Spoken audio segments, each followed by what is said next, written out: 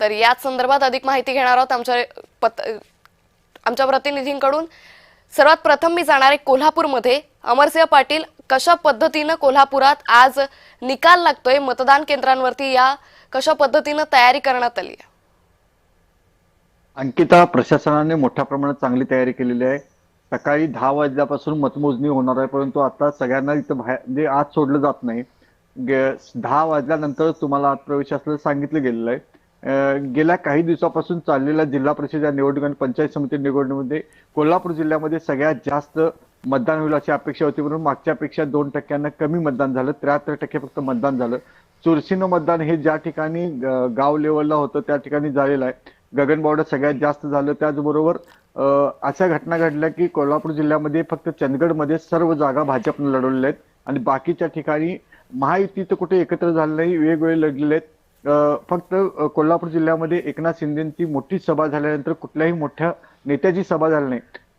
गाव लेवलला प्रत्येकानं आपले गट तर सांभाळत ही निवडणूक सांभाळले।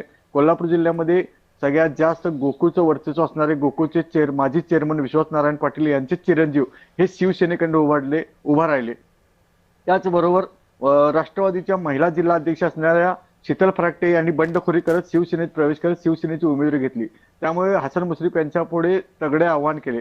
या 2-4 असे निकाल कोल्हापूर जिल्ह्यातले असे ऐतिहासिक असतील की त्या नेत्यांनाच आता चपराक असेल, कारण हसन मुश्रीफ यांची मानस कन्या म्हणली जाते जी शीतल फराटे यानं बंडखोरी केली आणि त्यांनी दिलेल्या उमेदवाराच्या विरोधात त्यांनी शिवसेनेतनं हे केलं। त्या कागल तालुक्यामध्ये हसन मुश्रीफ, समरजित घाडगे आणि संजय बाबा घाडगे हे 3 गट एकत्र आले आणि संजय मंडलिक, माजी खासदार संजय मंडलिक हे एकाकी राहिले असा एक भावनिक टच देण्यात आला। त्यामुळे संजय मंडलिक कागल तालुक्यामध्ये काय करिश्मा चालवतात हे पाहणं गरजेचं आहे। करवीर तालुक्यामध्ये माझे आमदार चंद्रदेव नरके आणि यांच्या विरोधात असणारे माजी आमदार PN पाटील यांचे चिरंजीव हे राष्ट्रवादीमधून लढले। त्यामुळे आमदारांचं चालते का माजी आमदार चिरंजीवांचं चालते, कारण माजी आमदारांचे चिरंजीव PN पाटील यांनी नुकताच राष्ट्रवादीमध्ये अजितदादा पवार यांच्या उपस्थितीत प्रवेश केला होता। त्यामुळे या ठिकाणी काय होतं पाहणं गरजेचं आहे। आणि काँग्रेसचे एकाकी लढत देणारे गटनेते हे जिल्ह्यामध्ये सर्व ठिकाणी फिरत होते आणि काँग्रेसच्या उमेदवारांना ताकद देण्याचा प्रयत्न करतोय। सतीश पाटील यांचंही आता प्रतिष्ठा पणाला लागले। खासदार धैर्यशील माने असतील, खासदार माजी खासदार संजय मंडलिक असतील, खासदार शाहू महाराज असतील, यांचे आता प्रतिष्ठा पणाला लागले। कारण कोल्हापूर महापालिकेवर भाजपचं सत्ता आणण्यात खासदार धनंजय महाडिक यांचा मोलाचा वाटा आहे।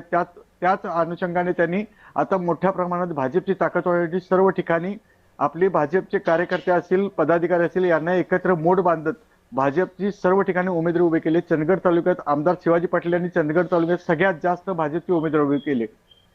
इचलकरंजी हातकणंगले तालुक्यामध्ये आमदार राहुल आवाडे यांची कन्या जे नुकतीच ती आता यड्रावकरांची सून झालेली आहे आणि तिलाही त्यांच्या मतदारसंघात उभा केलंय।